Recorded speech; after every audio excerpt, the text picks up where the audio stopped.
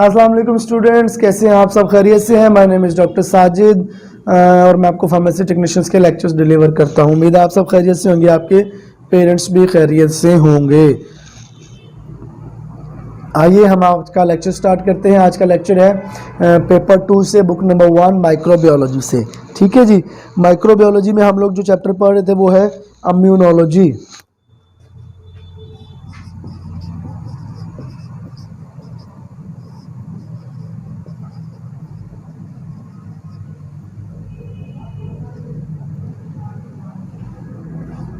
ये हमारा last chapter है इम्यूनोलॉजी, और इसके बाद हम इसी का एक पार्ट है वैक्सीन्स, वो भी पढ़ेंगे। तो लास्ट टाइम हमने जो इम्यूनोलॉजी स्टार्ट किया था, तो इम्यूनोलॉजी में थोड़ा रिव्यू कर लेते हैं हमने क्या क्या पढ़ा था। इम्यूनोलॉजी में सबसे पहले हमने पढ़ा था इम्यून सिस्टम क्या होता है। ठीक है जी। और इम्यून सिस्टम जो है वो उसकी कौन कौन सी चीज़ें, इम्यून सिस्टम को बेसिकली पुलिस फोर्स कहा गया था आपकी बॉडी की, और ये किसी भी जो बाहर से चीज़ें आती हैं, माइक्रो ऑर्गेनिज्म है, बैक्टीरिया, वायरस, फॉरेन पार्टिकल्स वगैरह, उनके खिलाफ ये लड़ाई करती है और एक इम्यूनिटी डेवलप होती है। इम्यूनिटी क्या होती है कि किसी भी चीज़ के खिलाफ लड़ने वाली जो ताकत हमारी बॉडी के अंदर होती है उसे इम्यूनिटी कहा जाता है। और फिर ये नेचुरल होती है और एक्वायर्ड होती है। नेचुरल जो कुदरती तौर पर हासिल होती है, जो हम पैदा हुए, हमने माहौल से ली, हमने अपने पेरेंट्स से ली, ये नेचुरल होती है। एक्वायर्ड होती है जो किसी से हासिल की जाए, वो या तो टीके से हासिल की जा सकती है, वैक्सीन से, या मदर से हासिल की जा सकती है, या किसी तरीके से भी। ठीक है जी। इसकी फिर आगे से टाइप्स थी एक्वायर्ड इम्यूनिटी की, एक्टिव और पैसिव। ठीक है। उसके बाद हमने पढ़ा इम्यूनोजेनिसिटी क्या होती है कि किसी भी एंटीजन की इम्यून सिस्टम को जगाने की, एक्टिवेट करने की जो ताकत है वो इम्यूनोजेनिसिटी है। और फिर जब वो जाग जाएगा, उससे लड़ाई करने की जो ताकत होगी वो रिएक्टिविटी कहलाएगी। उसके बाद अगर हम बात करें तो टॉलरेंस की हमने बात की। टॉलरेंस क्या होता है कि अगर एक चीज़ बार बार आपके जिस्म को हिट करती रहे तो फिर उसके खिलाफ आपका जिस्म रद्द अमल देना बंद कर देगा। इसको क्या बोलेंगे? टॉलरेंस। उसके बाद है टाइप्स ऑफ एंटीजन्स। आज हमने पढ़ना है टाइप्स ऑफ एंटीजन्स। एंटीजन क्या होता है? कोई भी ऐसा केमिकल सब्सटेंस जो आपकी बॉडी के अंदर जाके इम्यून सिस्टम को जगाए और आपकी बॉडी के अंदर एक लड़ाई वाला माहौल पैदा करे, उसको एंटीजन्स बोलते हैं। तो टाइप्स ऑफ एंटीजन्स क्या है? टाइप्स ऑफ एंटीजन,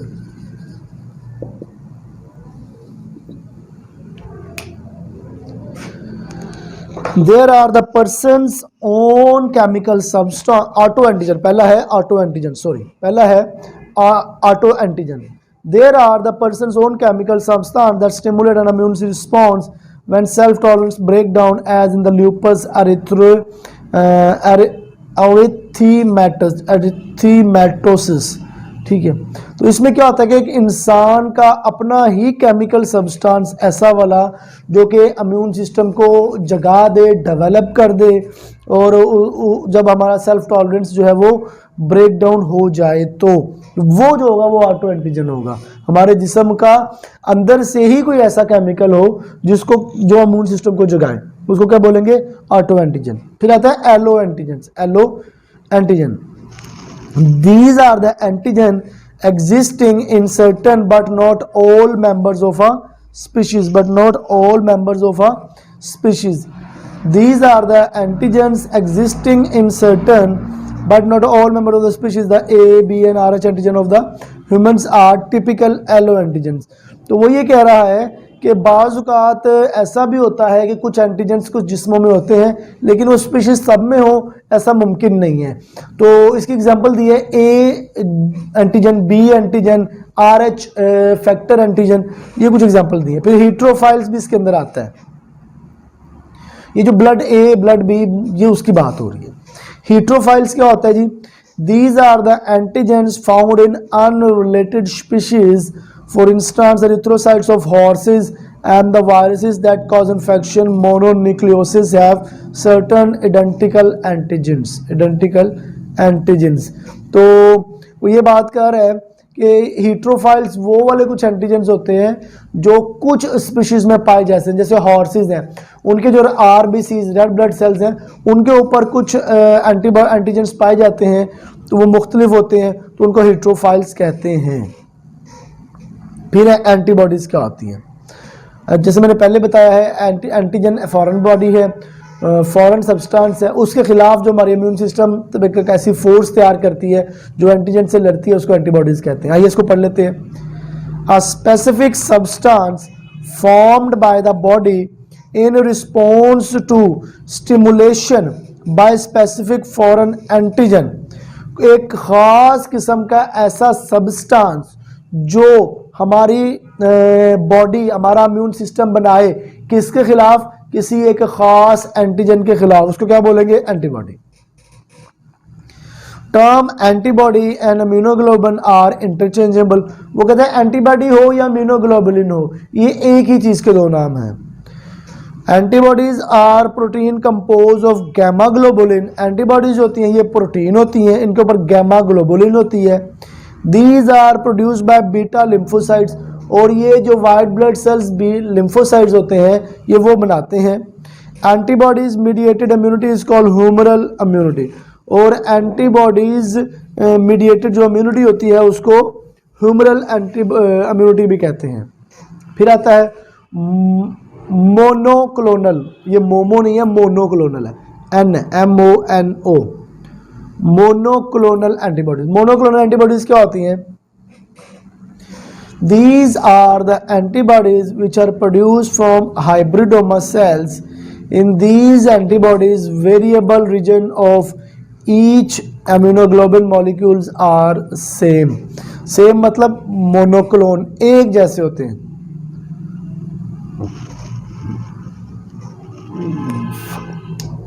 वो ये कह रहा है कि जो मोनोक्लोनल एंटीबॉडीज क्या होती हैं, ये एक ऐसी ख़ास किस्म की एंटीबॉडीज़ हैं जो कि हाइब्रिडोमा सेल्स जो होते हैं, मुख्तलिफ शक्लों वाले सेल्स जो होते हैं वो बनाते हैं।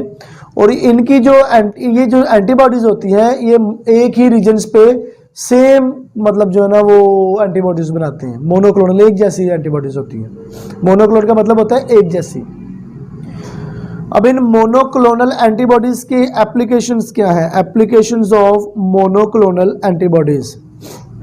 Diagnostic kits to detect isolated microorganism. Diagnostic kits to detect isolated microorganism.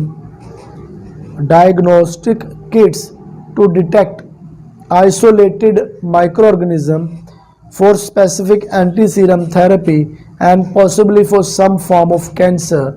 वो ये कह रहा है बेसिकली इसका सबसे बड़ा फ़ायदा, एप्लीकेशन का मतलब होता है फ़ायदा, ठीक है, फ़वाइद। तो इसका सबसे बड़ा वो फ़ायदा ये बता रहा है कि हमारी जो डायग्नोस्टिक किट्स आती हैं ना, जिनसे हम लोग किसी भी चीज़ की तशख़ीस करते हैं, बीमारी वगैरह की, वो उसमें भी ये इस्तेमाल होते हैं मोनोक्लोनल एंटीबॉडीज़। और वो बता रहा है कि एंटी सीरम थेरेपी हो या फिर किसी किस्म का कैंसर हो, उसमें भी। They are use in research for specific identification of components. तो ये एक जो स्पेसिफिक रिसर्च है आइडेंटिफिकेशन ऑफ कंपोनेंट्स की, produce an immune reaction, transplantation of organ and bone marrow, उसमें भी ऐसा हो जाता है। ठीक है जी। फिर द टाइप्स ऑफ एंटीबॉडीज, कितनी किस्म की एंटीबॉडीज होती है? Number 1, on the basis of differences in the heavy chain in the constant region, here the IG stands for mineral. वही कह रहा है कि एंटीबॉडीज को हम लोग IG से रिप्रेजेंट करते हैं, मतलब I बड़ा वाला I छोटा g, इस जब यहाँ पर भी लिखा होगा इसका मतलब होगा antibodies.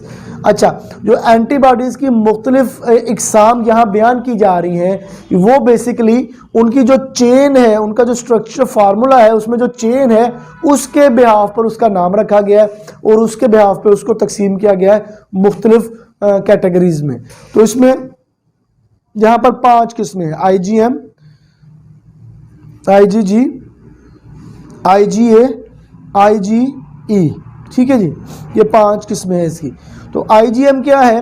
It is the antibody of primary antibody response. ये बिल्कुल प्राइमरी का मतलब होता है इब्तदाई। ठीक है जी, तो ये एक इब्तदाई किस्म की एंटीबॉडी है जो कि इम्यून सिस्टम के इब्तदाई रद्द अमल में सामने आती है। It is the first antibody to appear in the circulation after stimulation of B lymphocytes। तो ये वो सबसे पहली एंटीबॉडीज है कि जो ही आपके जिस्म में कोई भी खराबी पैदा होती है तो जो सबसे पहले रद्द अमल आएगा उसके तौर पर IgM मौजूद होगी ब्लड के अंदर। फिर आती है IgG। It is a classical gamma globulin. This antibody is the major circulating antibody. ये जो ये क्लासिकल गैमा ग्लोबुलिन है, प्रोटीन है, और ये मेजर सर्कुलेटिंग एंटीबॉडी, सबसे बड़ी मेजर जो है ना वो यही है antibody. The IgG appear after 24 hour to 48 hour after the antigenic stimulation and continue the antigen antibody reaction begun by AGM।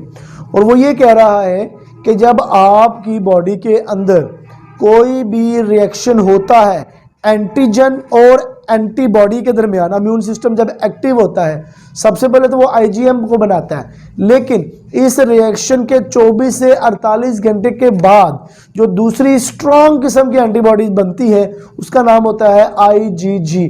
और ये ही मेजर एंटीबॉडी होती है, इसका ही मेजर काम होता है और ये ही डिस्ट्रक्टिव रोल प्ले करती है। थर्ड है IgA। It is a two type, IgA serum and IgA secretory। अच्छा, IgA ये दो किस्म की होती है। IgA जो होती है पहली सीरम और सेक्रेटरी होती है। अच्छा, सीरम क्या करती है? Serum IgA is found in serum and similar to IgG। Secretary IgA is found in the body secretions। ठीक है, तो IgA जो होगी ना ये दो किस्म की होगी, एक सेक्रेटरी और दूसरी सीरम IgA। अच्छा, सीरम जो IgA होगी ये बेसिकली ब्लड के अंदर पाई जाएगी और जो सेक्रेटरी IgA होगी वो आपके जो बॉडी के टिश्यू फ्लूइड्स हैं वहां पर पाई जाएगी। It come from epithelial cell and help to move the antibodies into the secretions.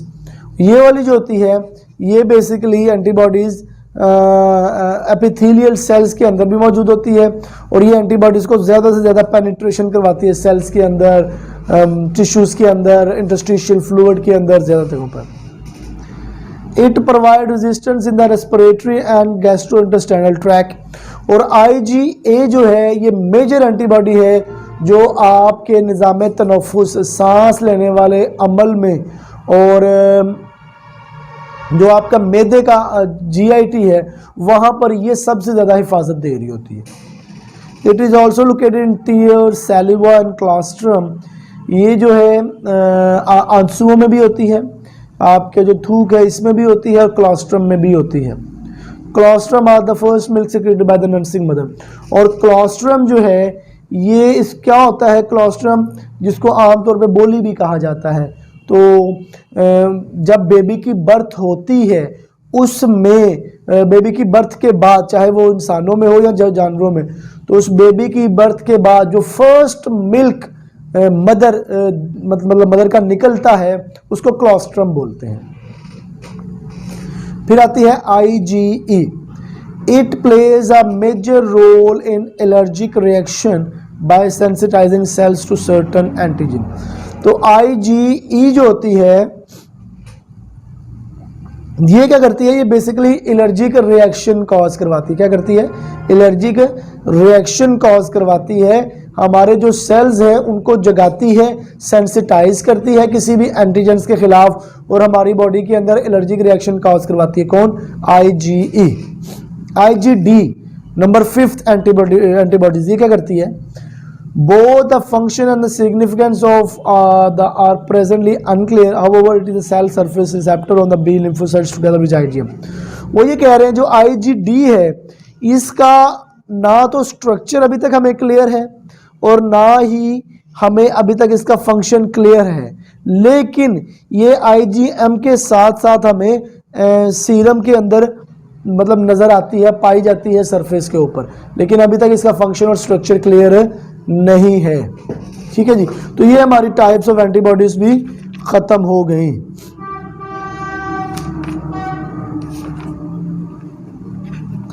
Next है antigen antibody interaction. Antigen antibody interactions क्या होता है?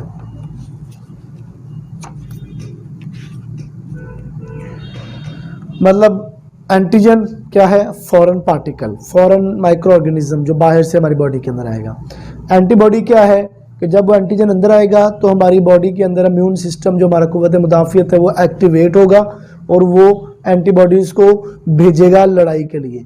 अच्छा, अब एंटीजन और एंटीबॉडी का ये जो आपस में इंटरेक्शन होगा, जो जंग होगी, जो हमला होगा, ये क्या होता है, कैसे होता है, आइए इसको पढ़ते हैं। In order for specific resistance to develop, antibodies must interact with the antigen in such a way that antigen is altered. The alteration may result. वो ये कह रहा है in order for specific resistance to develop, इस अमल के लिए कि हमारे जिस्म के अंदर एक ख़ास किस्म की रेजिस्टेंस पैदा हो, उसके लिए क्या करना पड़ेगा? एंटीबॉडीज़ को इंटरेक्ट करना पड़ेगा, मिलाप करना पड़ेगा, मिलना पड़ेगा किसके साथ? एंटीजेंस के साथ। और जब वो एंटीजन के साथ मिलेगी एंटीबॉडी तो फिर उसको वहाँ पर कुछ चीज़ें करनी पड़ेंगी, एंटीजेंस को बदलना पड़ेगा। अच्छा, कैसे बदल सकता है, आइए उसको पढ़ते हैं। Number 1, death to the micro organism that possess the antigen, उस माइक्रो ऑर्गेनिज्म को ख़त्म कर दिया जाए जिसमें एंटीजन है और जो एंटीजन हमें नुकसान पहुंचा सकता है। दूसरा, इनएक्टिवेशन ऑफ द एंटीजन, या फिर अगर उस माइक्रो ऑर्गेनिज्म को ख़त्म नहीं किया जाता तो फिर उस एंटीजेंस को ख़त्म कर दिया जाए जिसने हमारी बॉडी को नुकसान पहुंचाना है। Increase susceptibility of the antigens to other body defences, या फिर ऐसा कर दिया जाए कि वो माइक्रो ऑर्गेनिज्म या वो एंटीजन हमारे सेल इतने ताकतवर हो जाएं कि वो एंटीजन हमारे किसी सेल को भी नुकसान ना पहुंचा सके। ये था एंटीजन एंटीबॉडी इंटरेक्शन। जब वो आपस में एंटीबॉडीज एंटीजन मिलेंगे तो एंटीबॉडी को क्या करना चाहिए, ये हमने पढ़ लिया। नेक्स्ट है एंटीजन एंटीबॉडी रिएक्शंस। पहले हमने इंटरेक्शन पढ़ा है, अब रिएक्शन पढ़ते हैं। There are 3 main serological test used। अच्छा, जो एंटीजन एंटीबॉडी रिएक्शंस होते हैं उसमें 3 मेन सीरोलॉजिकल टेस्ट जो होते हैं वो इस्तेमाल किए जाते हैं। नंबर 1 है एग्लूटिनेशन टेस्ट, नंबर 2 है प्रेसिपिटेशन टेस्ट, नंबर 3 है complement fixation test. Number 1 agglutination test, number 2 precipitation test, number 3 complement fixation test. अच्छा, एग्लूटिनेशन टेस्ट क्या होता है, आइए इसको पढ़ते हैं। The antigen in agglutination reaction is a cell or a particle. The addition of homologous antibody will cause clumping or agglutination. Agglutination tests are of following type. Number 1, tube agglutination test, slide agglutination test, agglutinin absorption test। Diagnostic application, इसके फ़वाइद क्या है तशख़ीस के हवाले से। अच्छा, पहले तो agglutination test होता क्या है? एग्लूटिनेशन टेस्ट ये होता है कि जब हम एक एंटीजेंस को लेते हैं और उसको जब हम एक जगह पर रखते हैं, फिर उसके साथ जब हम एंटीबॉडीज़ को मिलाते हैं तो होता ये है कि क्लम्पिंग हो जाती है। एंटीजन और एंटीबॉडीज़ आपस में मिलकर क्लम्प बना लेते हैं, इसको क्या बोलेंगे? एग्लूटिनेशन। और इस टेस्ट को क्या बोलेंगे? Agglutination test. ये 3 किस्म के होते हैं, या तो ट्यूब के अंदर, या स्लाइड के ऊपर, या एग्लूटिनिन एब्जॉर्प्शन टेस्ट होता है। अच्छा, इस अब टेस्ट के हमें फ़वाइद क्या हैं? पहला फ़ायदा इसका ये है कि विडाल टेस्ट जो कि टेस्ट किया जाता है मुख्तलिफ बीमारी के लिए, हमारे जिस्म की टाइफाइड के लिए किया जाता है नॉर्मली, तो वो विडाल टेस्ट भी हम एग्लूटिनेशन के ज़रिए ही करते हैं। दूसरा है Weil Felix test, Weil Felix test. तीसरा है TPA टेस्ट। चौथा है कॉम्स टेस्ट, चौथा है कॉम्स टेस्ट। नंबर 2 है precipitation test. In these tests, a reaction take place between a soluble antigen and a solution of its homologous antibody।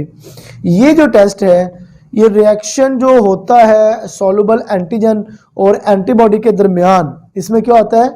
इस test precipitation test में हम क्या करते हैं कि एंटीबॉडीज को और एंटीजन को सोल्यूशन बनाकर आपस में मिक्स कर दिया जाता है।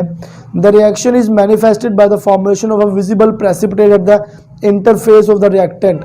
तो फिर क्या होता है कि हमें एक प्रेसिपिटेट फुटकरियां बनी हुई नजर आती हैं उस सोल्यूशन के अंदर। तो ये क्या है, प्रेसिपिटेशन टेस्ट। ठीक है, अब ये टेस्ट होता कितने तरीकों से है। पहला है रिंग टेस्ट, पहला क्या है, ring test. Number 2 agar diffusion test, agar diffusion test. ये दो किस्म के अलग अलग टेस्ट हैं। अब तशखीस के हवाले से इसके हमें क्या फ़ायदे हैं कि हम लोग जो VDRL टेस्ट है, ये बॉडी के इन्फेक्शन का टेस्ट है, वो टेस्ट इसके ज़रिए करते हैं। दूसरा है अस्कोली टेस्ट, वो भी हम इसी जो प्रेसिपिटेशन टेक्निक है उसके ज़रिए करते हैं। थर्ड है complement fixation test, complement fixation test. It is a normal thermolabile protein constituents of blood serum that anticipate in antigen antibody reaction। तो complement fixation test जो है, it is a normal thermolabile protein constituent. होता क्या है कि जो थर्मोलबाइल protein होती है ब्लड सीरम की, वो एंटीसिपेट करती है एंटीजन एंटीबॉडी रिएक्शन को। इसमें अगर हम देखें तो सिफिलिस का टेस्ट और पैलिडम CFT का टेस्ट इसी टेक्निक के थ्रू होता है। तो ये कुछ टेस्टों के नाम थे और उनसे होने वाली बेसिकली पहले तो ये था टेस्ट होता क्या है, फिर उस टेस्ट के कौन कौन से, उस टेक्निक के कौन से टेस्ट हैं, और फिर उस टेक्निक के जो टेस्ट हैं उनसे हम कौन सी बीमारी की तशखीस कर रहे हैं, ये हमने यहाँ पर पढ़ा है। ठीक है जी। तो नेक्स्ट हमारा टॉपिक है एलर्जी। नेक्स्ट क्या है, एलर्जी। एलर्जी बेसिकली एक बीमारी भी है, एलर्जी एक हाइपर सेंसिटिविटी प्रॉब्लम भी है। कुछ लोग इसको बीमारी कहते हैं, कुछ इसको बीमारी नहीं कहते हैं।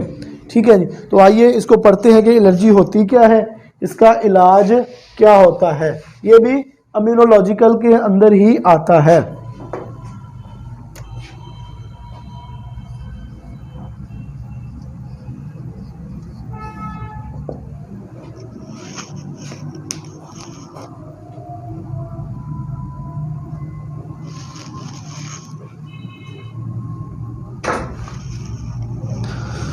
According to the British Immunological Society, the allergy can be defined। जो ब्रिटिश फार्मा जो इम्यूनोलॉजिकल सोसाइटी है ब्रिटिश UK की, उसने एलर्जी को कैसे डिफाइन किया है, आइए वो पढ़ते हैं।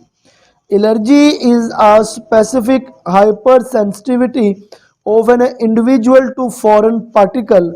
एलर्जी जो है ये एक ऐसी हाइपर सेंसिटिविटी है किसी ख़ास शख्स की किसी भी फॉरेन पार्टिकल के against, usually a protein to which a specific individual is exposed. मतलब अगर मैं आम अल्फाज में आपको समझाना चाहूँ तो कोई भी एक ऐसा ख़ास शख्स जिसको किसी भी एक ख़ास चीज़ से हाइपर सेंसिटिविटी हो, मतलब वो उससे ज़्यादा हुस्सास हो। जैसे बाज़ होता है कुछ लोग डस्ट से बड़े हुस्सास होते हैं। ठीक है, अब सब लोग डस्ट से हुस्सास नहीं होते। ठीक है, बाज़ात कुछ लोग ऐसे होते हैं जो किसी ख़ास पौधे से हुस्सास होते हैं। अगर वो उस पौधे के करीब जाते हैं तो उनके जिस्म के अंदर चेंजिंग आ जाती है, उनका जो इम्यून सिस्टम होता है वो एक्टिव हो जाता है, अंदर एंटीबॉडीज़ रिएक्शन स्टार्ट हो जाते हैं। लेकिन सबके साथ ऐसा मामला नहीं होता। तो वो एक ख़ास शख्स जो किसी एक ख़ास चीज़ से ज़्यादा हुस्सास है, उस फिनोमिने को, इस पूरे के पूरे मैकेनिज्म को हम क्या बोलेंगे, एलर्जी। दूसरी डेफिनेशन उन्होंने ये लिखी हुई है, an allergy is a sensitivity to a normally harmless substance. Allergy एक ऐसा अमल है जो कि ऐसी चीज़, मतलब एलर्जी एक ऐसा अमल है जो किसी ऐसी चीज़ के ख़िलाफ़ जो कि नुकसानदेह नहीं है, उसके ख़िलाफ़ एक शख्स ज़्यादा हसास हो कि मुझे ये चीज़ नुकसान पहुंचा देगी। One that does not bother most people, और वो जो चीज जिसके खिलाफ ये हसास है वो चीज दूसरों को कोई नुकसान नहीं पहुंचा रही होती। The allergen, the foreign substance that provokes a reaction can be a food, dust particle, और वो जो चीज जो जिसके खिलाफ कोई भी शख्स हसास है, या तो वो कोई खाना हो सकता है, या वो डस्ट हो सकती है, या वो कोई जानवर हो सकता है, कीड़ा मकोड़ा हो सकता है, या वो कोई पोलन ग्रेन, ये जो हमारे पौधों में से वो जो पोलन उड़ते हैं वो हो सकते हैं। इंस्टेड कोई भी चीज़ हो सकती है जिससे एलर्जी हो सकती है। Allergic people often have sensitivity to more than one substances, और फिर वो लोग जो किसी एक चीज़ से हुसास होते हैं और उससे डर रहे होते हैं कि नुकसान पहुंच जाएगा, नॉर्मली वो एक से ज़ायद चीज़ों से हुसास होते हैं, सिर्फ एक चीज़ से हुसास नहीं होते। इसकी उन्होंने आगे लिखा हुआ है swollen nasal mucus membrane complication in bronchi. ठीक है, बात का होता है कि जो नेजल म्यूकस मेम्ब्रेन होती है उसको स्वालो कर लिया जाए तो ब्रोंकाई के अंदर कॉम्प्लिकेशन आना स्टार्ट हो जाती हैं। Migraine, GIT disturbance, eczema, dermatitis, asthma, तो कुछ भी प्रॉब्लम हो सकती है। मिग्रेन हो सकती है, जीआईटी डिस्टर्बेंस हो सकती है, एक्जिमा हो सकता है, डर्मेटाइटिस हो सकता है, एस्थमा हो सकता है। Running nose, stuffy nose, conjunctivitis, tearing, vomiting हो सकता है। ठीक है, नाक बह सकता है, आंखों के अंदर इन्फेक्शन हो सकता है, आंसू बह सकते हैं, वोमिटिंग, उल्टियाँ आ सकती हैं, सर दर्द हो सकता है, बुखार हो सकता है, जिस्म के ऊपर रैशेस बन सकते हैं। ठीक है जी, ये एलर्जी की सारी अलामात हैं। फिर आता है hyper sensitivity. It is a state of increased sensitivity to an antigen arising from the previous exposure to that antigen। तो वो ये कह रहा है कि हाइपर सेंसिटिविटी क्या होती है बेसिकली, कि ये एक ऐसा अमल है जिसमें सेंसिटिविटी बढ़ जाती है। सेंसिटिविटी बढ़ जाती है किसकी? टू एन एंटीजन, किसी भी एक एंटीजन के खिलाफ जिससे पहले इतना नुकसान नहीं होता था। It is N exaggerated inappropriate reaction of immune system which are harmful to the body। तो बेसिकली होता ही है, एग्जेजरेट का मतलब होता है किसी चीज़ को बहुत बढ़ाकर दिखाना। तो बेसिकली होता क्या है कि चीज़ क्योंकि हार्मफुल नहीं है, नुकसानदेह नहीं है, बहुत सारे लोगों को उससे कोई नुकसान नहीं हो रहा, लेकिन आपकी बॉडी समझती है कि मुझे इससे बहुत ज़्यादा नुकसान हो जाएगा और आपकी बॉडी उसके खिलाफ बहुत बड़ा रिएक्शन दे देती है। इसको हाइपर सेंसिटिविटी बोलते हैं। An exaggerated response to an antigen that occur after a prior exposure to antigen with consequent tissue damage। और जब आपकी बॉडी उस नुकसान ना पहुंचाने वाले एंटीजन के खिलाफ बहुत बड़ा एक इम्यून सिस्टम डेवलप कर लेती है और उससे बाज़ वक़्त आपके जिस्म को बहुत ज़्यादा नुकसान भी हो जाता है। फिर नेक्स्ट है types of hyper sensitivity reaction. Types of hyper sensitivity reaction. Hyper sensitivity reaction has been classified by Gels and Combs in 4 major types। Gell and Coombs ये दो मुख्तलिफ साइंटिस्ट थे, इन्होंने हाइपर सेंसिटिविटी जो है उसके रिएक्शन को 4 मेजर किस्मों में तकसीम किया है। Number 1, anaphylactic hyper sensitivity.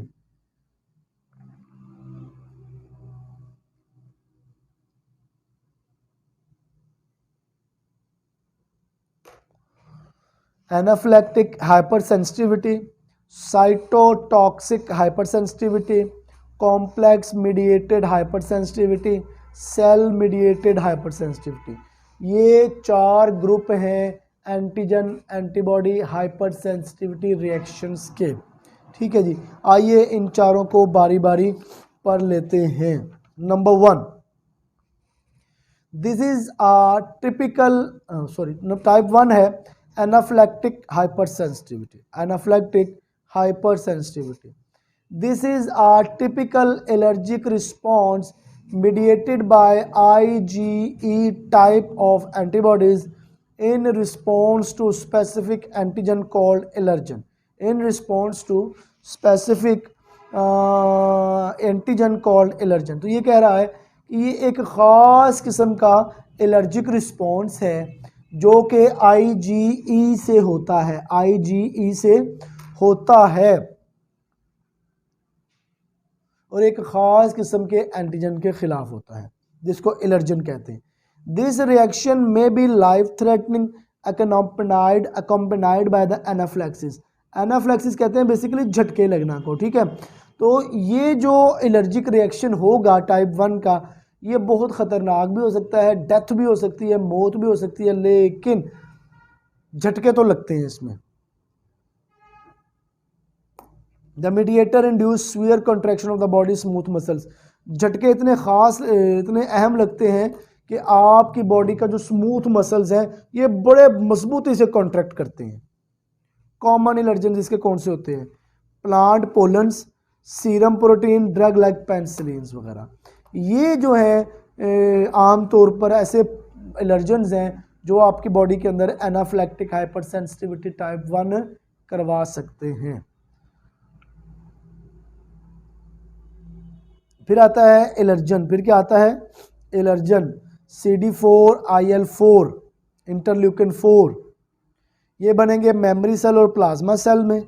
फिर वहाँ से प्लाज्मा सेल से IgE निकलेगा और वो सेंसिटाइज करेगा किसको? मास्ट सेल्स को, मास्ट सेल्स को, और जिसके ऊपर IgE अटैच होगा वो एलर्जेंस को करेगा। एलर्जेंस क्या करेंगे? वेजो एक्टिविटी अमाइंस करेंगे स्मूथ मसल्स के अंदर, ब्लड वेसल्स के अंदर, म्यूकस ग्लैंड्स के अंदर, प्लेटलेट्स के अंदर, सेंसरी नर्व एंडिंग्स के अंदर और एजिनोफिल के अंदर। तो ये सारे मामले क्या होंगे? Pathogenesis of type 1 hypersensitivity. ठीक है जी। फिर आता है type 2 cytotoxic hypersensitivity. Type 2 cytotoxic hypersensitivity.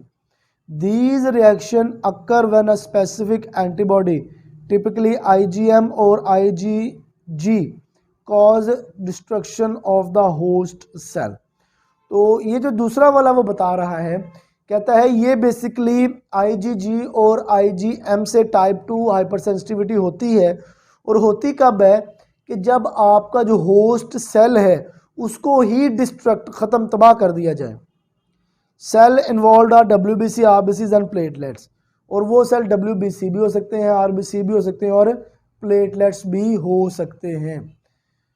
इसमें उन्होंने जो बताया है क्लासिकल कॉम्प्लीमेंट्री पाथवे, उसमें क्या होता है कि मेम्ब्रेन अटैक कॉम्प्लेक्स, मेम्ब्रेन जो होती है ना वो पूरी की पूरी कॉम्प्लेक्स पे अटैक करती है उसको किल करने के लिए, और C5 कन्वर्टेज जो है वो उसको C1 को, FC को और प्रोटीन एंटीजन को ख़त्म कर देती है।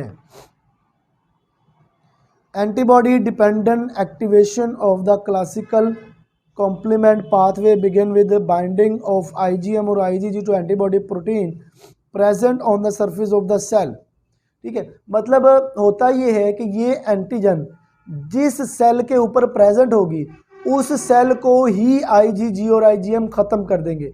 ये नहीं देखेंगे वो सेल RBCs का है, WBC का है, प्लेटलेट्स का किसका है, नहीं देखेंगे, पूरे का पूरे सेल को ही ख़त्म कर दिया जाएगा, चाहे बॉडी का इसमें नुकसान नहीं हो जाए। In addition, the FC domain of the bound antibodies and surface bound complement protein C3b can promote phagocytosis by phagocytes expressing FC and complement receptors.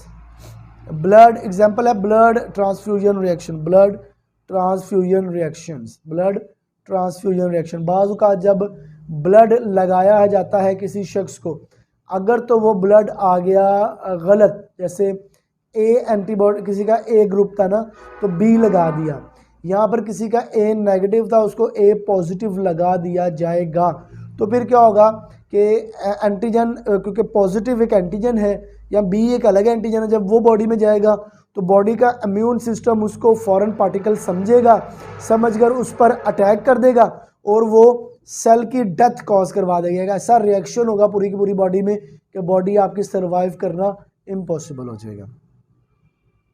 Haemolytic disease of newborn erythroblastosis फैटलस।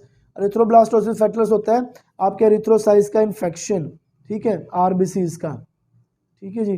तो ये newborn जो babies होते हैं बाज़ का तो उनमें ऐसा होता है कि बॉडी रिएक्शन कर जाती है किसी एंटीबॉडी के खिलाफ और आरबीसीज का जो है ना वो बड़ी तेज़ी से आरबीसीज गिरना स्टार्ट हो जाते हैं। Auto immune disorder, these are the disease in which body produces antibodies against its own cells. Auto immune disorders क्या होता है कि बॉडी जो है वो एंटीबॉडीज बना लेती है अपने ही सेल्स के खिलाफ। फिर होता है थ्रोम्बोसाइटोपिनिया, ए ग्रैनुलोसाइटोसिस एंड माइसीनियस ग्रेविया। तो ये वाली भी सारी डिजीजेज जो हैं उनसे भी साइटोटॉक्सिक हाइपरसेंसिटिविटी हो सकती है। नंबर 3 है type 3 immune complex hypersensitivity. Immune complex hypersensitivity, it is caused by the deposition of immune complex antigen antibody complex at various body location। ये जो है बेसिकली ये कॉज करती है कैसे, डेपोजिशन ऑफ इम्यून कॉम्प्लेक्स। आपका जो इम्यून कॉम्प्लेक्स बनता है एंटीजन का और एंटीबॉडीज का, ये दोनों का मिल के जो कॉम्प्लेक्स बनता है वो कॉम्प्लेक्स आपकी बॉडी के अंदर मुख्तलिफ जगहों पे डेपो हो जाती है, मतलब मुख्तलिफ जगहों पे बैठ जाती है, सेल्स के अंदर, टिश्यूज़ के अंदर, बोन्स के अंदर, जॉइंट्स के अंदर। उसकी वजह से क्या होता है आपकी बॉडी के अंदर एक ख़ास किस्म का रिएक्शन कॉज होता है, उसको इम्यून कॉम्प्लेक्स हाइपरसेंसिटिविटी बोलते हैं। At various body location mainly blood vessels, kidney, joints, lungs, skin के अंदर बैठ जाते हैं, लंग्स के अंदर बैठ जाते हैं, ब्लड के अंदर बैठ जाते हैं, किडनी के अंदर बैठ जाते हैं और वहाँ पर भी नॉर्मल फंक्शन होने नहीं देते। इसके हम pathogenesis of type 3 hypersensitivity right and time course of serum sickness below. अच्छा, ये उन्होंने एक चार्ट बनाया हुआ नीचे ना, होता क्या है कि सीरम लेवल जो ही ऊपर जाना स्टार्ट होता है, फ्री एंटीजन ज़्यादा थे वो नीचे आना स्टार्ट हुए, BSA इंजेक्शन जब हमने लगाया इम्यून कॉम्प्लेक्स बनना स्टार्ट हुआ तो वो बन के फ्री AB जो है वो बहुत कम हो जाएंगे, ठीक है। तो जिसकी वजह से क्या रिएक्शन आएगा, एंटीजन फिर एंटीबॉडी के साथ immune complex C3, C5A, C4A, C5, 6, B7 और मास्ट सेल्स, और ये बैठना स्टार्ट कर देंगे, ठीक है। ये एक पूरा रिएक्शन है। आम अल्फाज में आप इसको यूँ ही समझे कि एंटीजन जो फॉरेन पार्टिकल है और एंटीबॉडी जो जिस्म के अंदर इम्यून सिस्टम ने बनाए हैं, जब ये दोनों मिलते हैं, इंटरेक्शन होता है इनका, ये आपस में कॉम्प्लेक्स बनाते हैं। वो कॉम्प्लेक्स इतने ज़्यादा हो जाते हैं कि आपकी बॉडी पे जगह जगह पे liver, blood, lungs, skin, respiratory tract और जगह जगह पे वो बैठना स्टार्ट कर देते हैं, नॉर्मल फंक्शन को डिस्टर्ब कर देते हैं और फिर यही कॉम्प्लेक्स आपकी बॉडी के अंदर हाइपर सेंसिटिविटी क्रिएट करवा देते हैं। इसको क्या बोलते हैं, type 3 immune complex hyper sensitivity. इसकी वजह से सीरम सिकनेस हो सकती है और रूमेटॉइड आर्थराइटिस हो सकता है, आर्थस रिएक्शन हो सकता है। नंबर 4 और लास्ट टाइप है इसकी cell mediated hyper sensitivity. Cell mediated hyper sensitivity ये क्या होता है, it is an exaggeration of CMI and develop beginning 18 to 24 hours following contact with antigen and peak in the 2 to 3 days। वो ये कहता है कि अगर आपके जो टी लिम्फोसाइट्स हैं, टी सेल्स हैं, वो बहुत ज़्यादा एग्जिजरेट कर जाएं, मतलब बहुत ज़्यादा वो ये सोच लें कि मतलब ये बहुत मतलब गलत हो गया है और फिर ये ऐसा रिएक्शन करें, इतना स्ट्रॉन्ग रिएक्शन दें जो कि बहुत स्ट्रॉन्ग हो, और ये 18 to 24 आवर्स के बाद आता है और 2 to 3 डेज तक जो ये मतलब ये चलता रहता है, पीक इसकी 2 to 3 डेज में आती है। ये सेल मीडिएटेड हाइपरसेंसिटिविटी होता है। Various substances can elicit this type of response include metal, cosmetics, microbes and plant product. बहुत सारे ऐसे सब्सटेंसेस होते हैं जो कि इस तरह के रिस्पॉन्सेस देते हैं, जिनमें मेटल्स होता है, कॉस्मेटिक्स होते हैं, माइक्रोब्स और प्लांट प्रोडक्ट्स भी हो सकती हैं। Pathogenesis of type 4 hypersensitivity. जो टाइप 4 हाइपरसेंसिटिविटी है उसकी पैथोजेनेसिस क्या होगी, पहला तो होगा सेंसेशनल फेज। सबसे पहले APC माइक्रोफेजिस क्या होंगे, वो एंटीजन को डिटेक्ट करेंगे, पहचानेंगे, एनगल्फ करेंगे। फिर TH1 आएगा, टी सेल्स जो हैं उनके पास भेज दिया जाएगा इनको। फिर उसके बाद interferon gamma, TNF B, interleukin 2, interleukin 3, interleukin 8, MCF, MIF, ये सब जनरेट्स होंगे, बॉडी के अंदर रिएक्शन प्रोड्यूस्ड होगा। और लास्ट पे क्या होगा, macrophages inactivation, MHC, Cl2, TNF रिसेप्टर्स, ऑक्सीजन रेडिकल्स, नाइट्रिक ऑक्साइड्स वगैरह इमिट्स होना स्टार्ट हो जाएंगे। ठीक है जी। Two major form of this allergy are infection allergy and contact dermatitis. तो ये दो मेन किस्म की जो है वो allergies type 4 cell mediated hyper sensitivity के अंडर आती हैं। ठीक है जी। तो ये हमारा जो है हमारी एलर्जी के बारे में जो हम पढ़ रहे हैं कि एलर्जी क्या होती है। एलर्जी बेसिकली एक ऐसा फिनोमिना है कि कोई भी शख्स जब किसी भी चीज़ के बारे में एग्जिजरेट कर दे, नॉर्मल से ज़्यादा रिएक्शन कर दे, उसको एलर्जी कहते हैं। और हाइपर सेंसिटिविटी जो है वो आपकी बॉडी के अंदर वो नुकसान आना स्टार्ट हो जाए उसके ज़रिए। और उसकी 4 टाइप्स थी। सबसे पहली टाइप थी एनाफ्लेक्टिक शॉक्स वगैरह, दूसरी है साइटोटॉक्सिक, तीसरी है सेल इम्यून कॉम्प्लेक्स वाली, और नंबर 4 पे है सेल मीडिएटेड। ठीक है जी। तो ये हमारा इम्यूनोलॉजिकल का ये चैप्टर ख़त्म हो गया है। ठीक है। इसके बाद हमारा जो लास्ट टॉपिक आज का है वो हमारा लास्ट टॉपिक जो रह जाएगा वो है वैक्सीन्स का, इसको हम अगले लेक्चर में पढ़ेंगे। ठीक है जी। इसमें कुछ भी समझ ना आया हो इम्यूनोलॉजी में तो आप मुझे ज़रूर बताइएगा। ठीक है। अभी के लिए फ़िलहाल इतना ही। अपना ख्याल रखिएगा, अपने पेरेंट्स का ख्याल रखिएगा। अस्सलाम वालेकुम।